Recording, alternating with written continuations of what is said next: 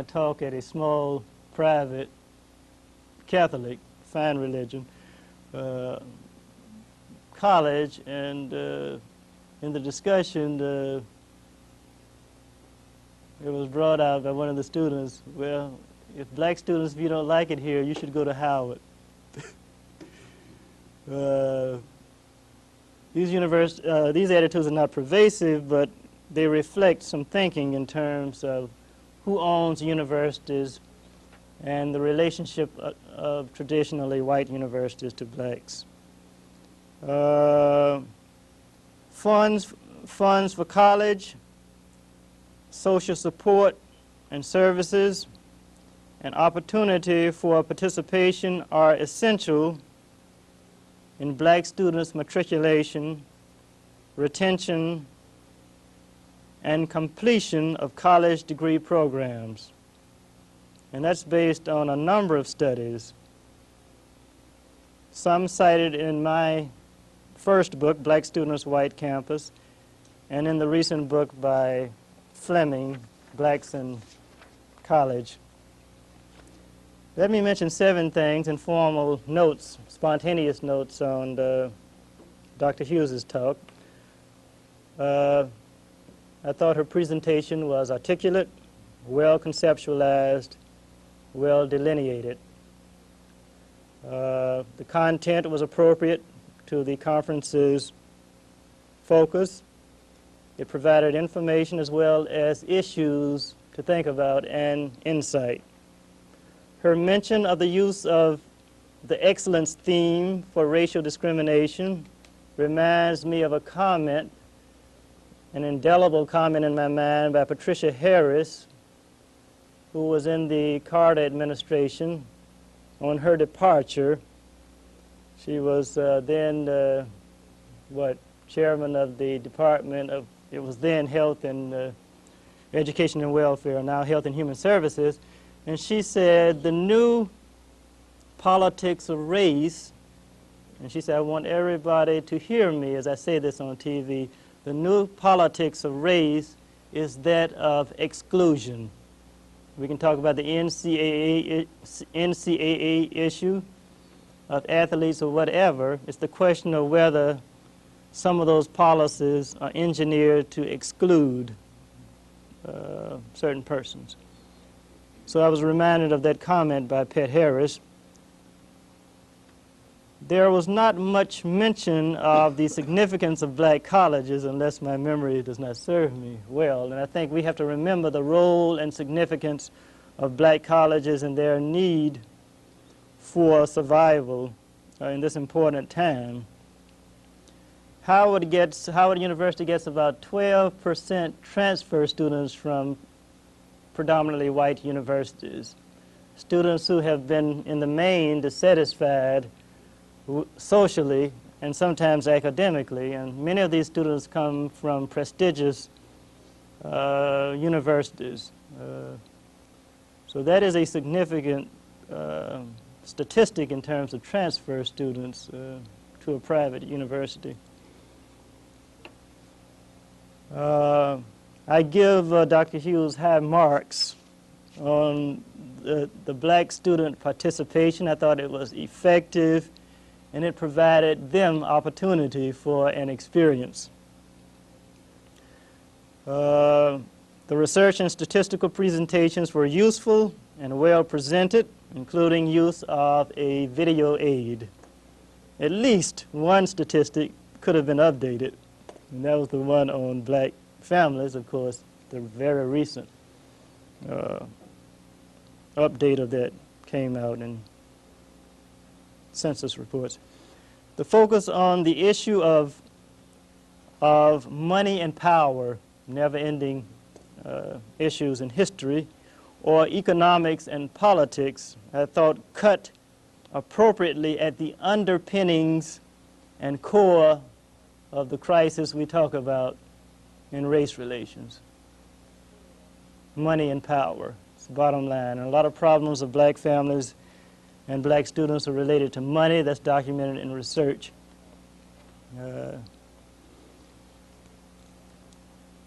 And lastly, And in terms of an overall evaluation, I view the presentation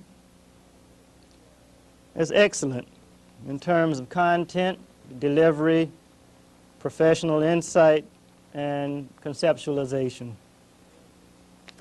Thank you. That concludes my reaction. I think at this time it's very important that Dr. Hughes have the opportunity to react just very briefly to those remarks by Dr. Cheatham and Dr. Harper, and also to, if there's anything she wants to encapsulate from her speech this morning that she didn't have the opportunity to do, as we were mentioning at lunch, provide her that opportunity for approximately 15 minutes before we open it up for questions and answers. The final part of the program will be hopefully with interactions from you, an opportunity for us to look at where we are, to bring all of this information into Northwest Ohio and to Bowling Green State University and see where we go from here in terms of beginning some action-oriented types of activities, or at least putting them on paper with the suggestion that we might critically look and further our commitment that has been stated but is in its beginning stages. So, Dr. Hughes? There have been so many personal notes that have struck home for me during the day that I thought I might even start out with some of those personal notes. One of my high points was in recognition of the fact that Dr. Harper and Dr. Stone and I were the first black PhDs out of Florida State University. My case was an interesting case, and it has triggered something that is very personal. I want to share it with you because I think it also applies to what we're talking about here in 1986. I came out of Florida State in 1969. I had at the time been a doctoral student at both NYU and Columbia University and had about 12 units of completion when I ended up in Florida for other purposes. Interestingly, coming out of that experience and having taken the Miller Analogous Test, Florida State University decided that I needed to take the GRE, although I had 12 more units that were required of me for completion of my degree.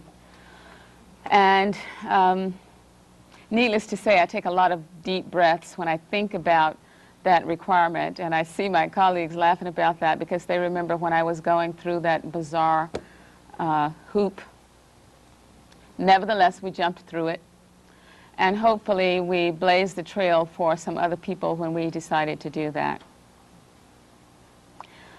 In preparation for today, what I became aware of was that although I knew generally about the trends that were happening with blacks in higher education, having read the kinds of articles that Dr. Harper and Dr. Cheatham cited, plus some others, I wasn't really as aware of the intensity of the impact of this information until I sat at my desk and started integrating it. And I will share with you that initially my response was one of deep depression. And I had to really find a way to get out of that. My husband continued to say to me, this is an exciting assignment that you're going on. What's happening to you? You're not looking like your usual sparks. And that's because the sparks had been killed, essentially, with the awareness that we have. Nevertheless, I think we must be aware of the realities in order to confront some of these matters and hopefully reverse the cycle. Now, there are those persons who say that the cycle will have to take a natural course. And remember that I said to you this morning that I am the eternal optimist.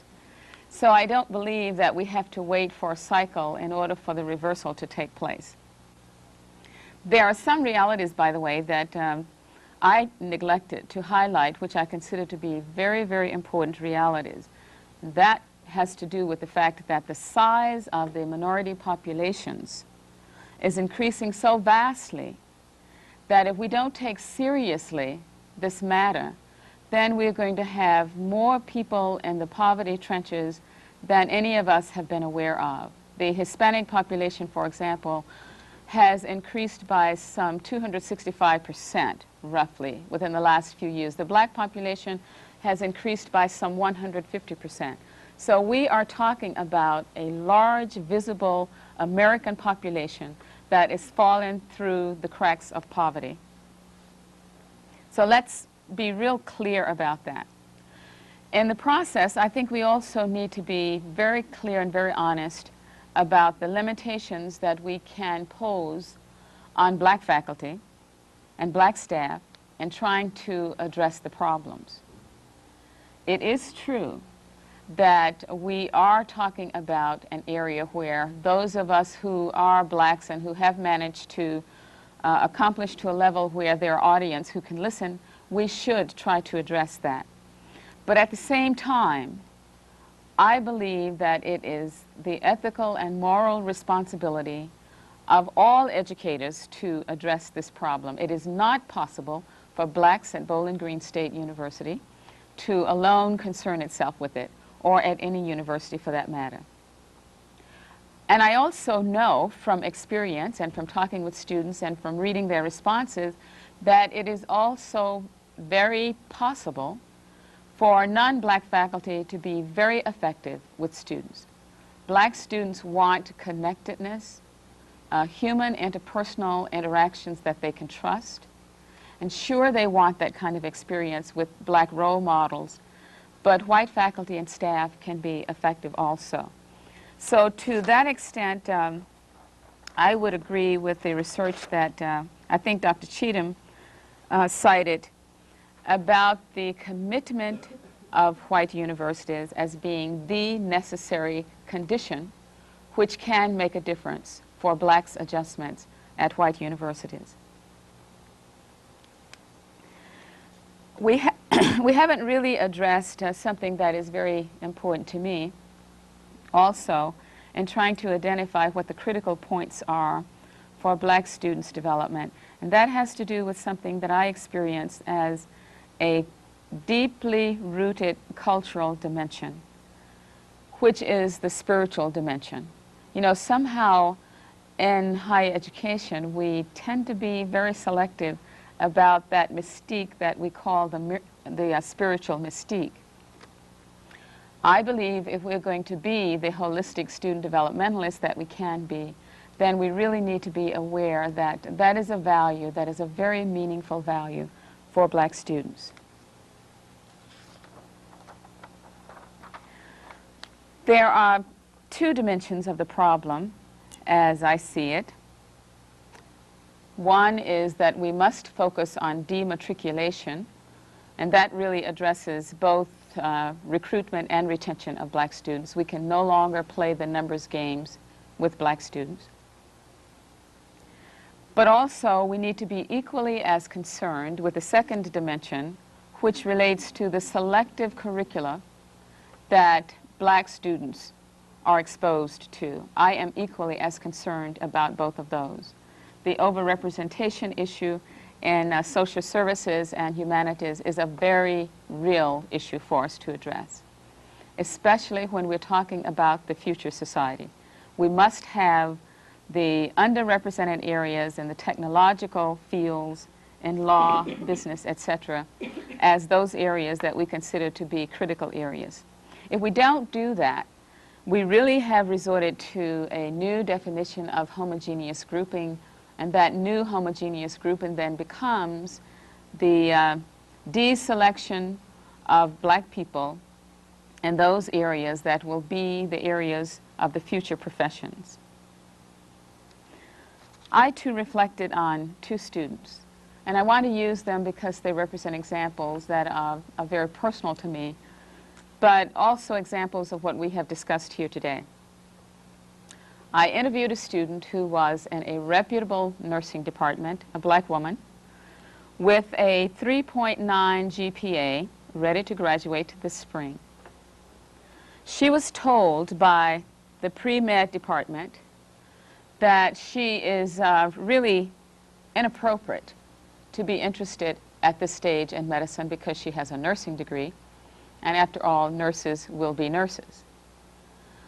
Well, needless to say that I took a very personal interest in that particular case. I think one of the things that we have to do when we identify cases like that is to take a very personal interest and try to do something about it.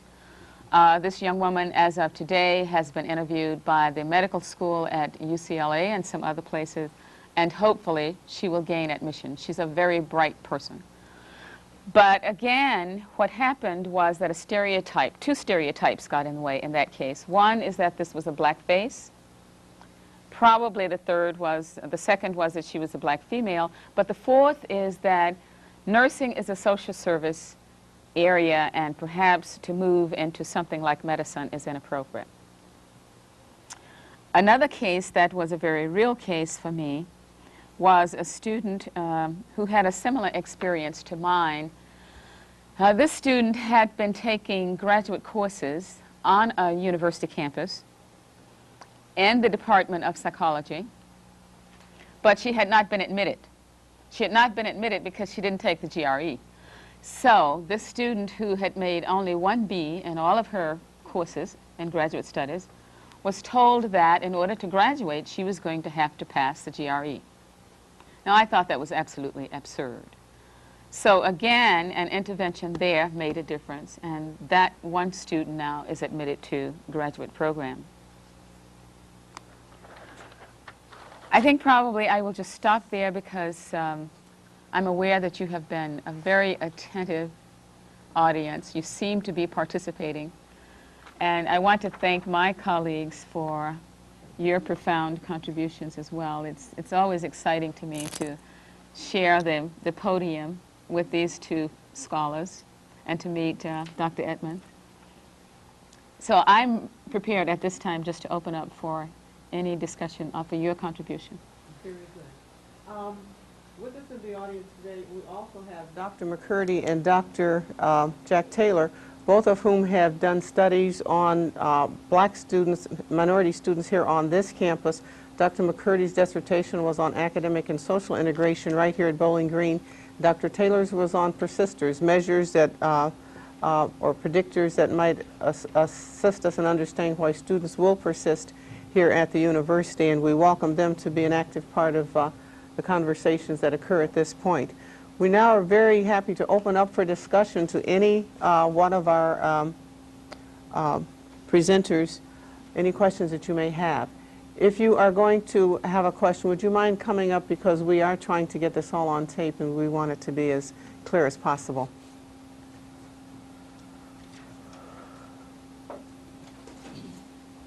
This is for Dr. Hughes. This morning you talked about a purposeful exchange between black institutions and white institutions, and that we at predominantly white institutions could learn a lesson from the black institution as far as the successes of black students, cultural, social, and academic successes. Could you elaborate on that a little bit? And then Dr. Cheatham, could you also respond, because I thought I heard a difference of opinion, and if there is, would you also respond to Dr. Hughes's remarks?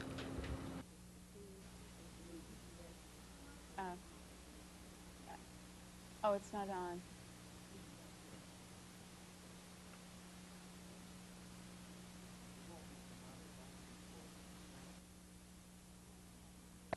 Let me see if I can question. In my presentation this morning, I did allude to the fact that I thought there was something to be gained from the purposeful structure of an exchange program between black and white universities for both students and black faculty. And I think there was the assumption that Dr. Cheatham was in disagreement with that. I'm not really sure about that part, but let me respond to my recommendation. It seems very clear to me that we can infer from the fact that the interpersonal social adjustment dimension has taken place and does take place for black students on black campuses. There seems to be no problem with that fact. By virtue of the fact that black institutions have been experienced with this for as many centuries as they have been experienced with it, I would suggest that something has been learned there about the adjustment possibilities for black students on black campuses, something that could be passed on to persons who have less experience with it. And I think that would be equally true for black students, for faculty and staff.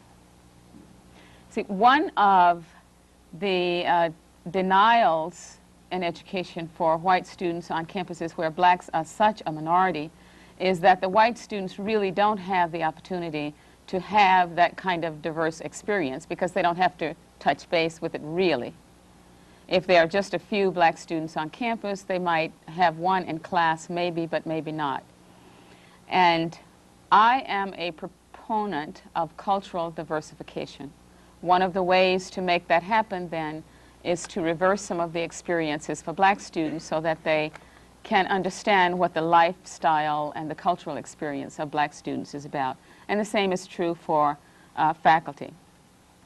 So I would suggest that I would be totally surprised if there is nothing to be gained there. I want to be careful in indicating that I do not want to see the black brain drain take place, because that could be one of the outcomes of such a situation. Nevertheless, I think if it were possible for us to study the kind of competences in student development that they may informally have learned or may formally have learned through research, there would be some benefit in that kind of exchange. The part of the question directed to me suggested that remarks that I made seemed not to be in agreement with Dr. Hughes's, and I don't know which sentence it was, but let me hurry up and disconfirm that conception. What I intended to convey is that there are strengths in the black institution.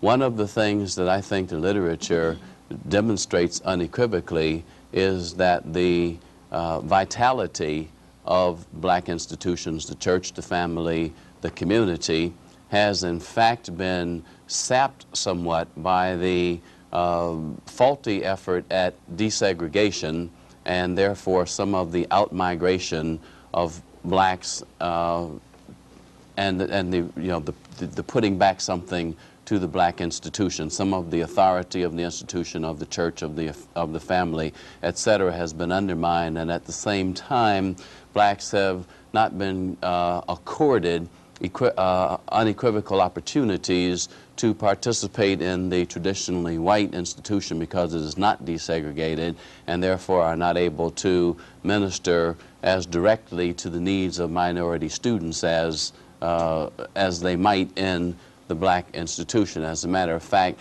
I think that a sentence that comes back to me from what I said is that blacks' interaction with black students in the white institution is mediated by the environment. And the one thing that we are able to ascertain from evaluation of the traditionally traditionally black institution is that one of its strengths appears to be in the fact that it provides an unequivocal environment for the nurturance of the black student. There is disagreement between Fleming's report and I think even Aston's report about the growth and development of black students in the black institution. And I think that the piece that I cited by Berrien, although it predates Fleming by 10 years, argues the contrary, that there is no evidence. But I think that there is evidence to suggest that black students fare better in traditionally black institutions. Their social and intellectual development may not be the same, but as a matter of fact, they come to the institution not preoccupied with the kind of rebuffs that we heard the students do in the report this morning, so that black students come to the white institution with anticipation of being accepted and of being able to be an equal partner and to function in that environment, and encounter rebuffs in roommates and classrooms and that sort of thing, so that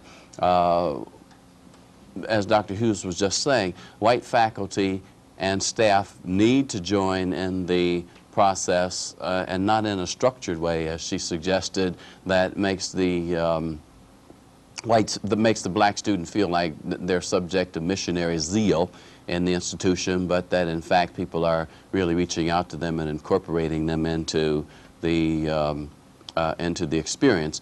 That what black students need is acceptance. They need the same sense of being part of the larger network that white students have on white campuses, and then their energies may not be so drained off from self so that they can be able to participate more equitably in the academic development or intellectual development. I was impressed by the statistics that were cited about the graduation rates from predominantly black institutions. And I wondered what lessons there are there that what predominantly white institutions could learn so that we too can increase the retention rates. Now, I understand part of that is complicated because they attract different students and some of the social cultural variables. But beyond that, I wonder, what are the lessons white institutions can learn from predominantly black institutions in this regard? I see persons are looking at me, so I feel pressure to do something here. I reviewed the book by Jackie Fleming for, I think it was the Educational Studies Journal, I forget.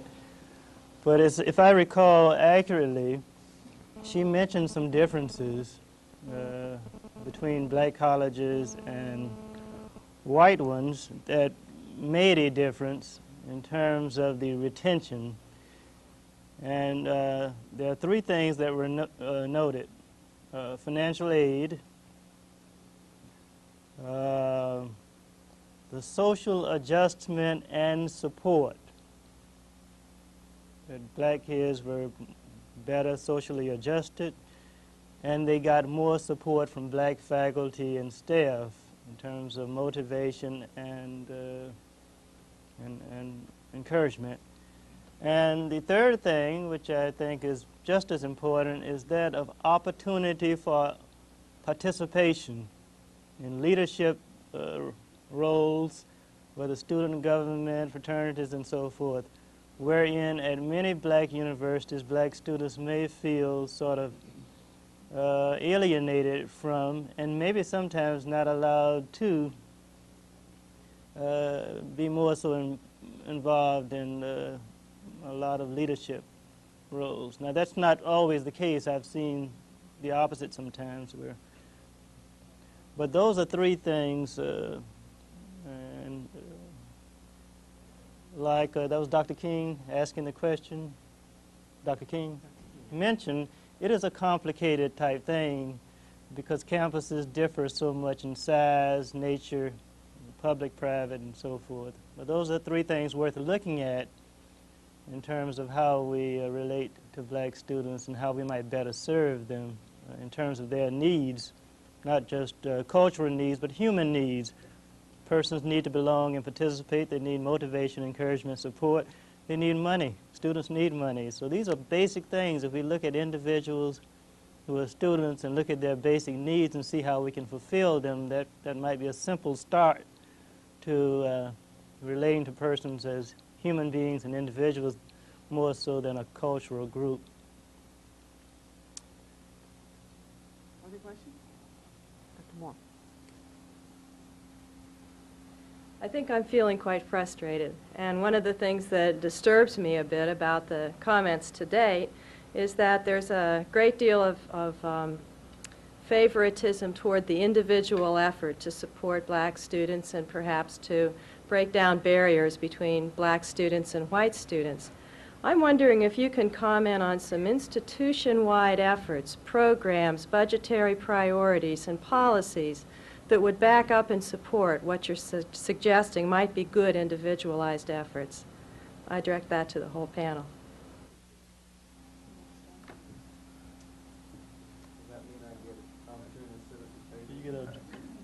While he's coming up, let me just address one program that I'm familiar with on our campus, which seems to be making a vast difference with students in the College of Engineering.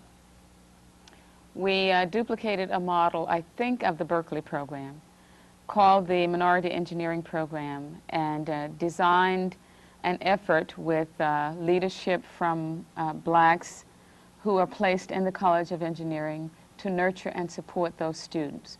Now, they get daily tutorial assistance if they need that, but more particularly, they also have a contact person there in their college that is a critical advocate for them when they need to be represented with the faculty and with the administration.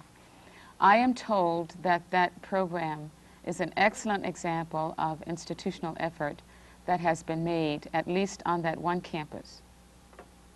In response to that question, I would add that at Bowling Green State University, the creation and implementation of an Office of Minority Affairs lends itself to creating that environment that is responsive to a multicultural and ethnic diversity. That's one particular aspect.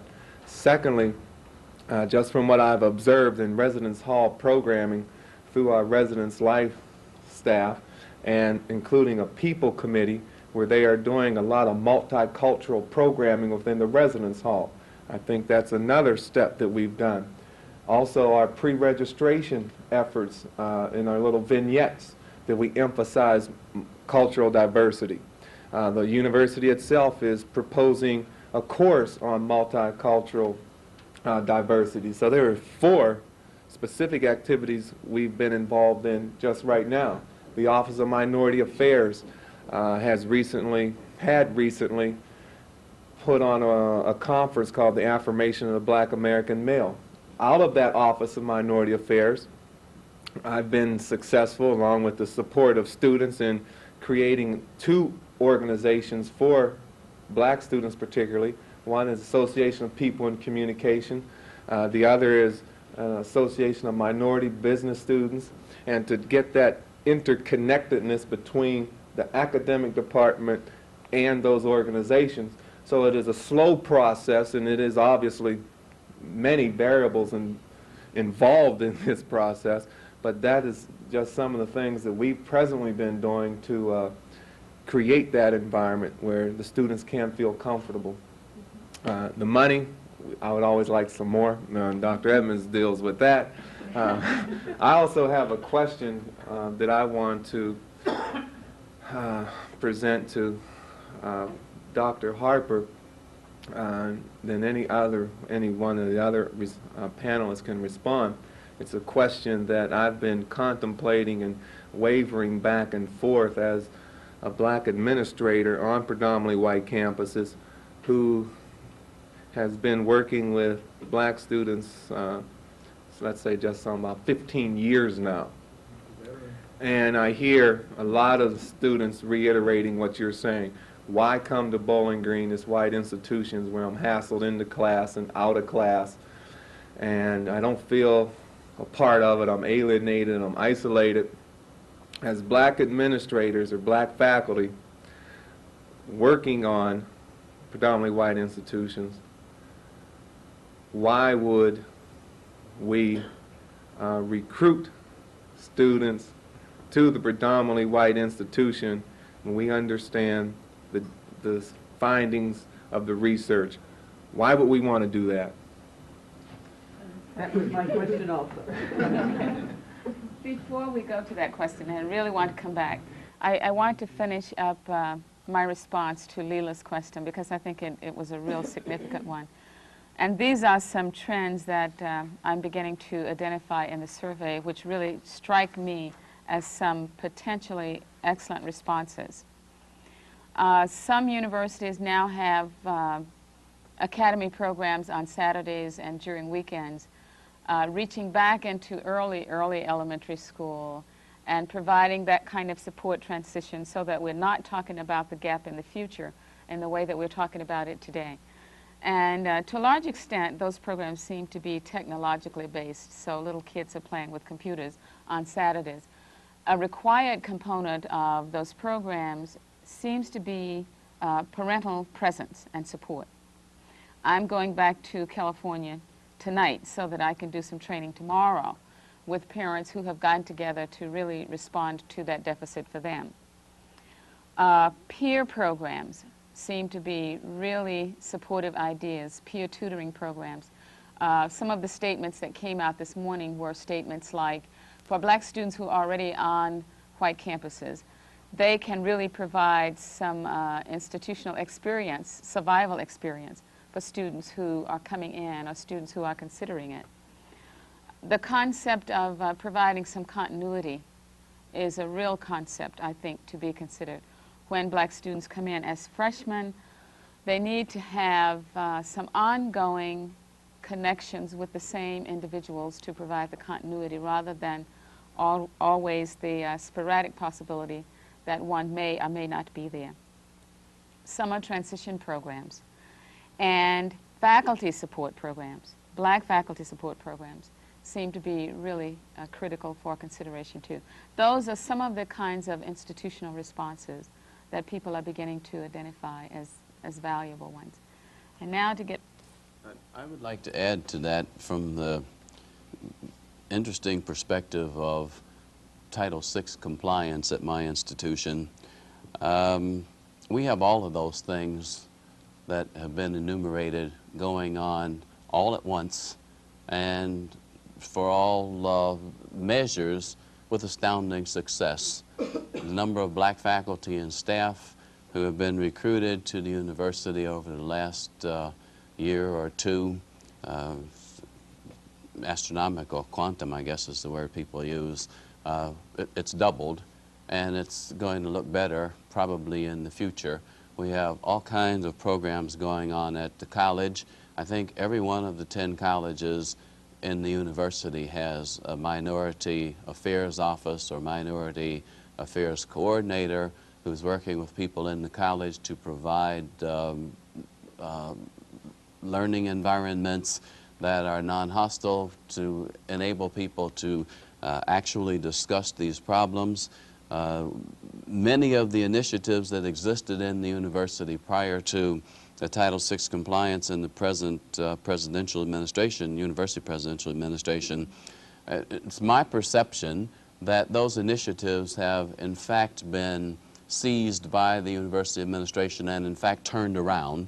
We already had some of these things going, but what has changed is the university's commitment to them and the reporting relationship. Instead of people doing things in kind of dispersed and uncoordinated ways across the colleges, the current commitment of the university has made it obligatory that different colleges and agencies within the university work with each other so that we have a lot of cross-fertilization of programs.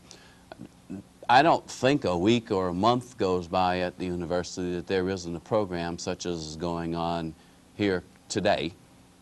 And so what we are really trying to do now is to develop a thematic, whatever you call it, something that pulls all of this together so that this month's Black History Month, and instead of appearing that we're starting up for Black History Month and then next month is Ebony and Ivory, etc., we're trying to create an overarching theme for the entire year so that all of the efforts at human relations training and multicultural interaction, as a matter of fact, becomes much more focused.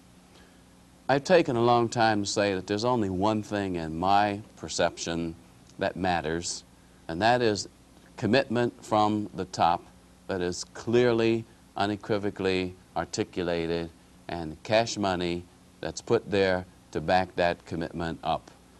I don't think that anything else that we are doing or saying about improving the environment and creating a multicultural university amounts to anything at all until there's an articulated commitment at the top and the money is there. We're having success right now, and I expect that success to continue, but I think that it entirely is hinged on the fact that there is a pool of money that we don't have to worry about getting into Baki-like situations because there is the specific demand that these monies be used for improving the environment for minority students. I think that what our goal is, those of us who are knowledgeable in the university, black and white, what our goal is to make sure that we get these programs functioning to the extent that when Title VI compliance is over, that we have such momentum that it will be impossible for the university to retreat from the program. They embraced us, and we have to make sure that they don't disengage until we have moved this thing to another level of activity. I think that we can do much of this at the individual level and at the institutional level. I have more faith for the moment, even though Leela's frustrated about the burden being on us at the individual level. I have more faith at the moment in focusing at the individual level, because that's where I think the difference is going to be made. We have a Black Faculty and Staff Association, which is called the Forum on Black Affairs, and it includes all black, minority, and interested members of the community and graduate students.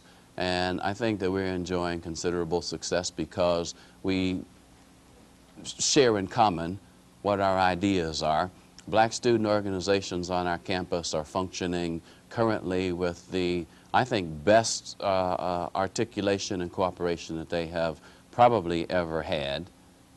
They talk with each other, they operate in concert with each other, and they're addressing issues together. And part of it is being facilitated by the university initiatives and also by our individual initiatives. We have spent time with leadership development for them, and we have them now asking the question, when they belong to USG, undergraduate student government or whatever you call it here, do they have positions in there other than chairman of the Minority Concerns Committee?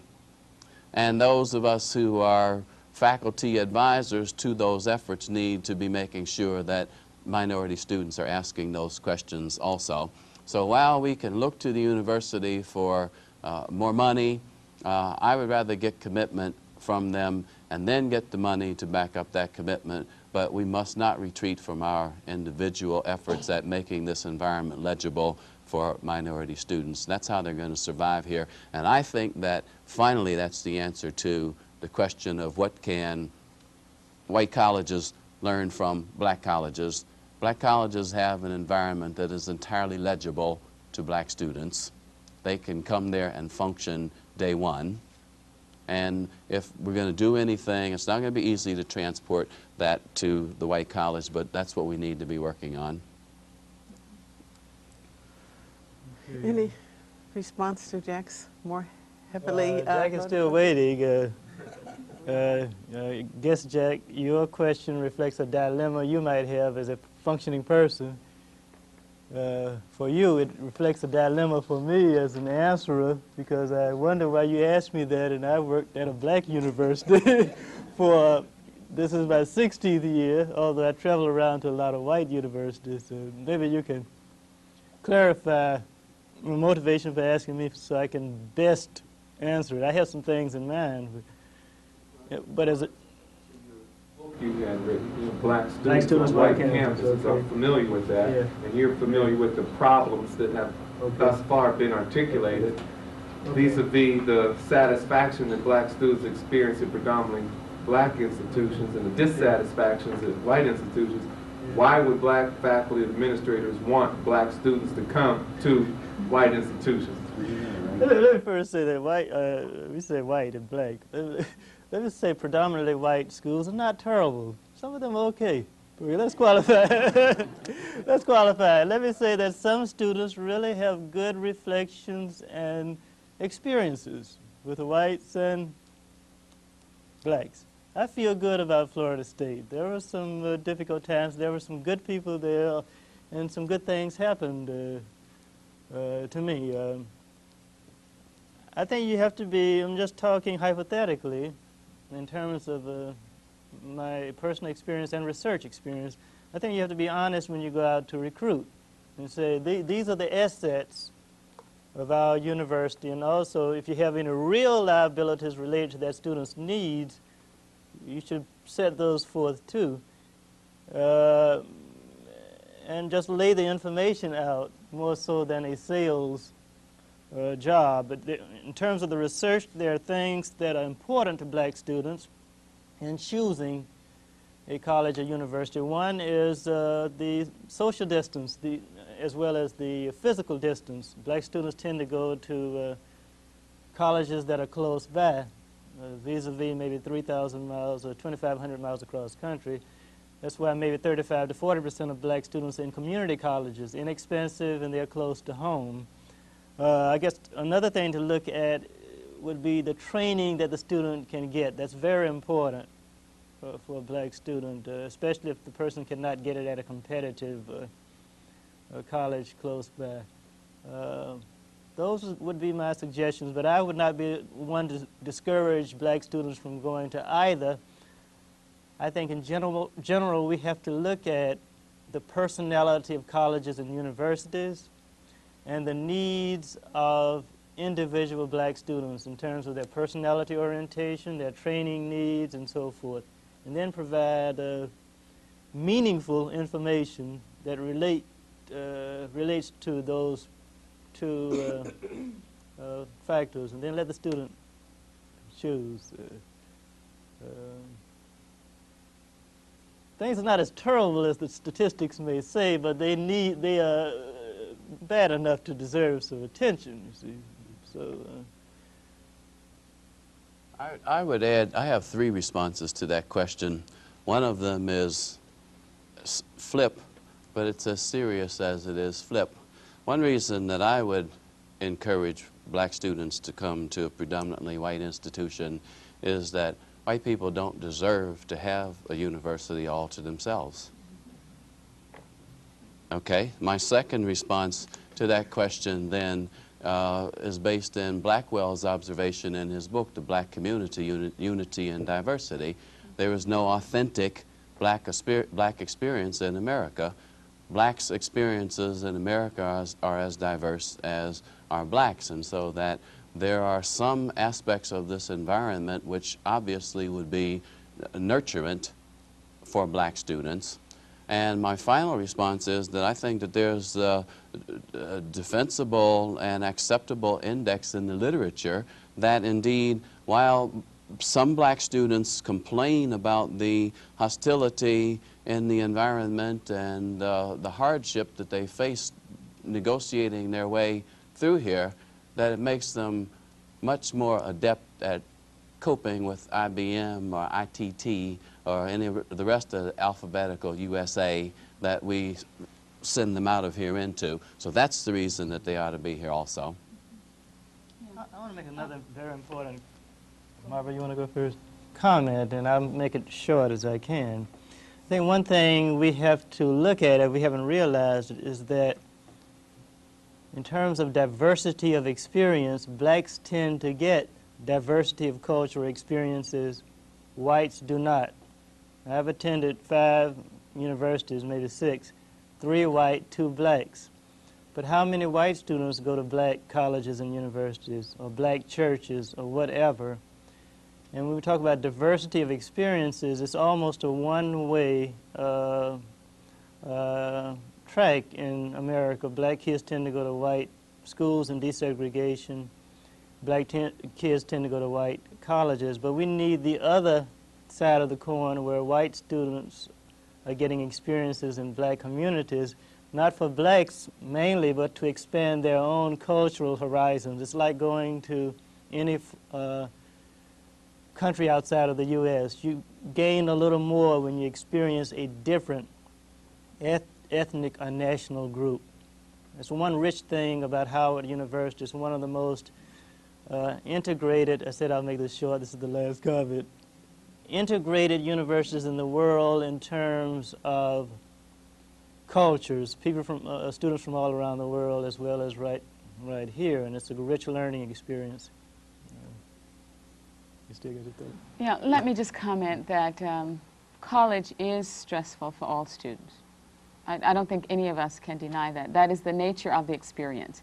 It is during that college time that students are expected to individuate, become adults, instant adults, into the college experience, learn instant social skills, heterosocial skills, and make all of those instantaneous transitions while learning to be intellectually competent and competitive. So it's as if college brings to bear all of the complexities of life plus some for an individual at a very vulnerable time. So it's stressful for black students and it's stressful for white students. But I think what we're saying is that added dimension of stress that black students experience on some white campuses is the inability of some white campuses to respond to their social and cultural needs. Now, I know that there is the argument that you might as well expose black students to the environment now because that's the kind of environment that they're going to be exposed to later in the job market. And part of that is true.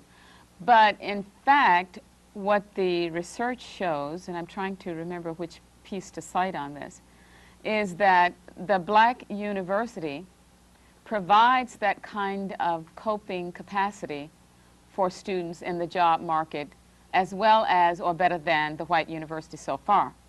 So, you know, you can really question what some of this is all about. There is a lot to be said about the black graduate, the black alumni for black universities who occupy some of the most key leadership positions in the nation in every capacity. So I wouldn't want to underwrite that issue. I think we have time for one more question. Jim? I wanted to thank all three of you for being at the institution today. It's been a very enjoyable presentation and day. I did want to share with you, though, what I will take away from this day and a conclusion that I would like you to either affirm or deny or correct, if you would. My understanding is that we have, in the last decade, been spending the majority of our time on improving the environment or the social climate for blacks on the predominantly white campus. Yet it seems to me we are going to a situation where perhaps this is no longer a priority, because you have made the case earlier that access to college in general is becoming very difficult, and with the financial aid situation deteriorating and may become even more so. And secondly, you've impressed upon me, as also William Julius Wilson did last week from the University of Chicago, with the economic and social situation of the black and Hispanic family. And in a sense, is the issue of climate and environment compared to access in the general situation for minorities in American society not becoming troublesome? Should we change our perspective back to almost where we were in the mid-60s, back to a question of access and a question of the general quality of life for minorities in America? I don't see it as an either-or situation. For me, it's definitely a both-and. I would say that, to me, the evidence suggests that we need to continue to be concerned with the social and personal development of black students. We need to even give more emphasis to that. And at the same time, we need to be aware of the politicizing of education that we must address, which then comes down to the issue of access. I guess I'm impressed with the fact that you are taking some things away. And my closing statement would be to you that I want to applaud you for taking some commitment away to do that. And I would just like to make my closing remarks limited to one of my philosophers, my favorite philosophers, who is Woody Allen. He really said to us that those who believe they can and those who believe they can't are both correct.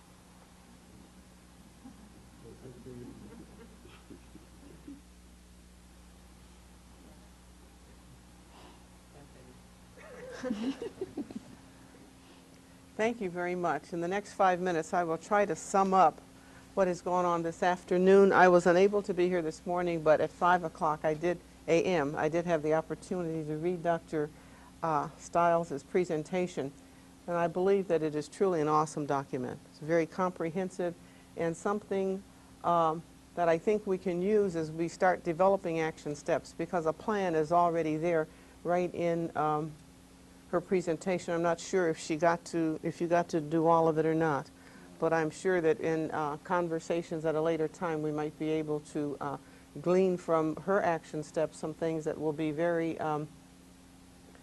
useful for us here at Bowling Green. As I sat here, I just had a true feeling of deja vu. It seemed like I've been here before.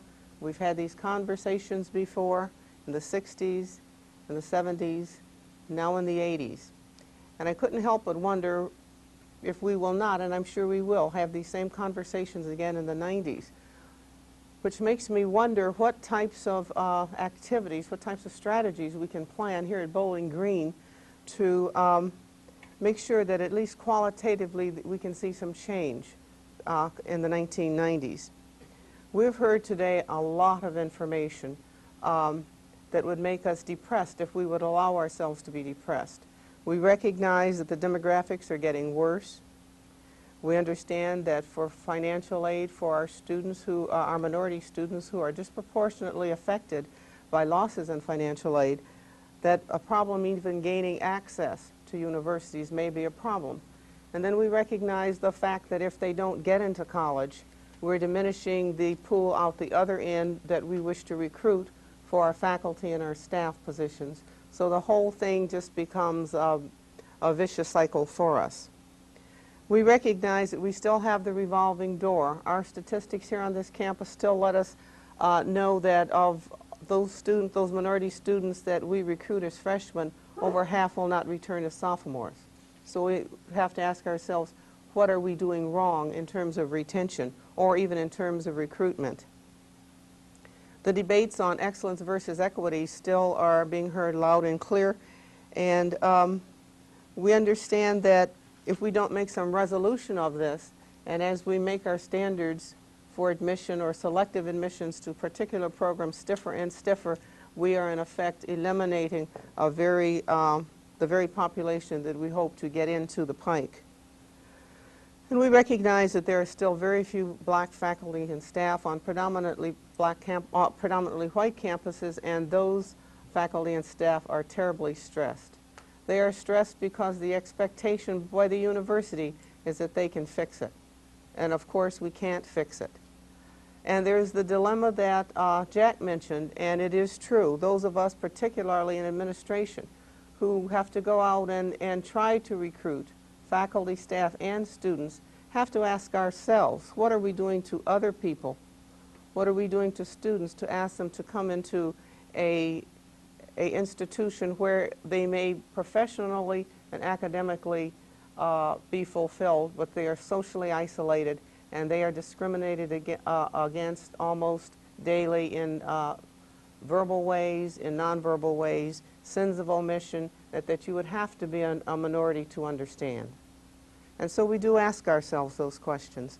Those of us who believe in student development and believe that the university campus is the place where students are supposed to live and learn and grow and mature and develop coping strategies, we have to ask ourselves, are we in fact doing the right thing by encouraging some minority of students to come to a predominantly white campus? On the other hand, as has been noted, there are reasons why some of them would want to come here, and many of them do succeed. Which brings me to another point, which is the fact that the black student population is a heterogeneous population. Sociologists in particular have been fighting the battle for too long to be able to compare and contrast amongst and between different groups and categories of minorities. And I think we've just about won that battle. And we've got to recognize that strategies to retain students who are first generation or poor are going to be different than those strategies to recruit, retain, and graduate those students who are at least middle class and at least second generation. And that's an area where we certainly are going to have to put some of our efforts. I'd like to thank all of you for coming and participating, and we hope that you will come back. You have certainly honored us with your presence, and we hope as time goes on you will be proud of us for what we've been able to do as a result. Thank you very much.